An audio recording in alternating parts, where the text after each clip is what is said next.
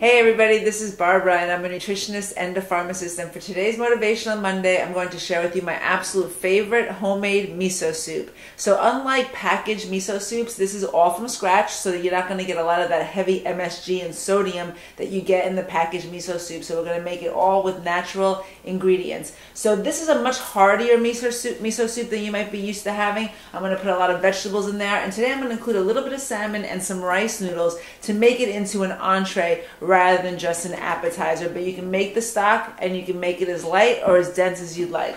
So we start out with just some boiling water, and to that, to give that flavor, the first thing I'm going to add is wakame. And wakame is a type of seaweed. Seaweed is a nice source of vitamins and minerals, particularly vitamin C, potassium, a little bit of iron in seaweed. But what this particular seaweed has a lot of is iodine, and iodine is particularly good for thyroid function, which in turn helps to boost your metabolism and help you burn fat and lose weight more efficiently. So we put that in there, and that gives it a little bit of a salty quality, but it's a natural salty quality. So to that I'm going to add a little bit of tamari, which is a type of soy sauce, and again I use gluten-free tamari, and I've blended that with a little bit of sesame oil. So those two flavors together give the base a really nice flavor.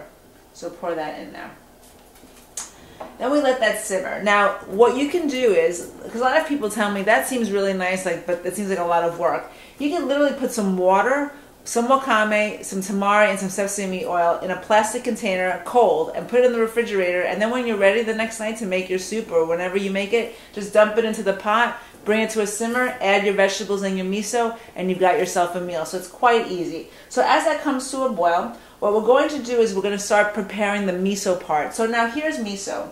I have it already ladled out with my spoon. It comes in a package that looks like this. Now the thing about miso is that you don't want to just add it to the pot of boiling water, because it can take away some of the beneficial properties of miso. So miso, for those of you that do not know, is a fermented soybean paste. It has lots of nutritional benefits that can protect your heart. It also has been shown to help protect against hormone-related cancers, and it can definitely offset some of the symptoms of menopause, like hot flashes. But you don't want to add this to the pot of boiling water because it can take away some of the benefits. So what we do is, as this water is boiling, I'll take some out and I'll add it to this bowl, right?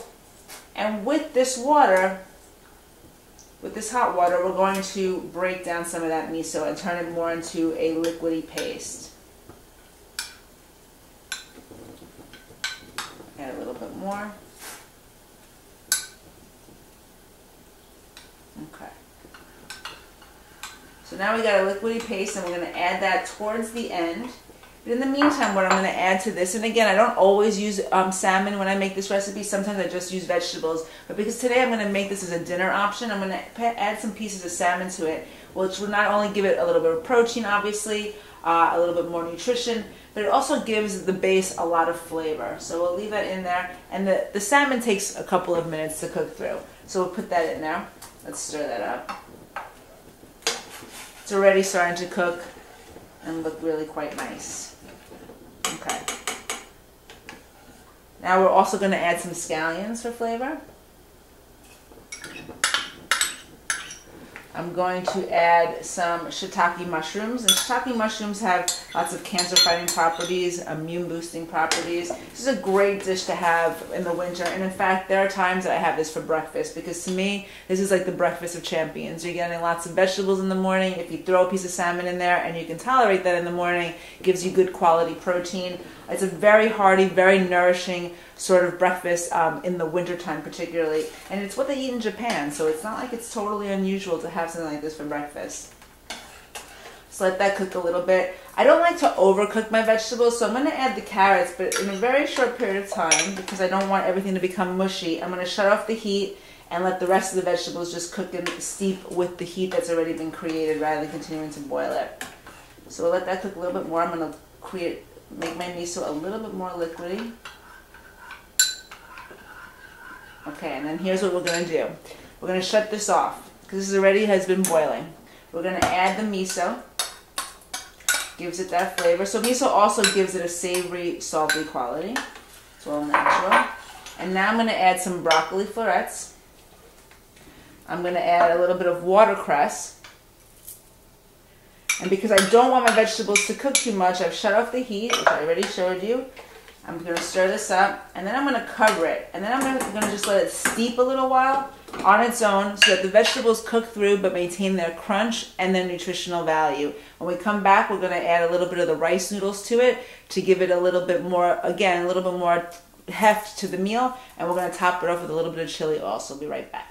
Okay, so that's been steeping for about 3 minutes, and now I'm going to add these rice noodles. So these rice noodles do not necessarily have to be pre-cooked. They cook up in about 10 seconds once we add them to hot water. But what you can also do, if you like, is use soba noodles that you pre-cook, or you could use regular noodles, whatever you have, leftover noodles, and you can add it as well. But like I said, these don't really need any cooking time, and it's easy enough to just add them. So I'm going to add them.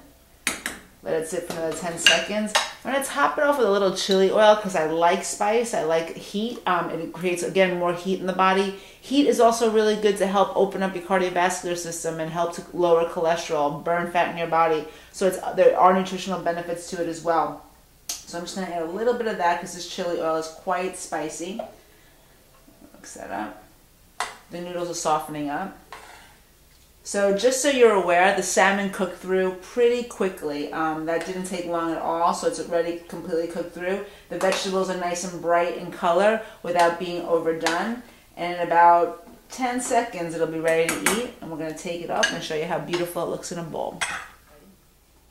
So there it is. Look how beautiful that looks. And this literally takes about 15 minutes to make. And you have a nutritionally dense, healthy, and delicious meal that you can enjoy for breakfast, lunch, or dinner, really. I mean, I know that a lot of people wouldn't prefer to eat that for breakfast, but if you like savory things, like I said, if you live in a cold climate, that's an amazing breakfast to have to get you off on the right foot. But again, lunch or dinner options, and it takes minutes to make. So another great suggestion with using whole foods, healthy ingredients to help move you towards your health goals. It's really not that hard to be healthy. It just takes a little bit of thought, a little bit of preparation, and then you have everything you need to move you towards your health goals.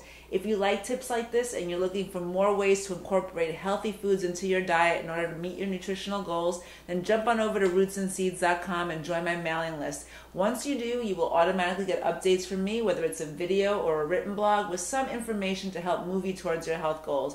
If you want to know more about me and my nutrition practice, then check out BarbaraMendezNutrition.com. You can follow me on Facebook or Twitter, and I also want to hear from you. Do you have miso soup on a regular basis? And if so, how do you make it? What ingredients do you add to it? Anything in particular that you like to add that you didn't see in today's video? Definitely share it with us below.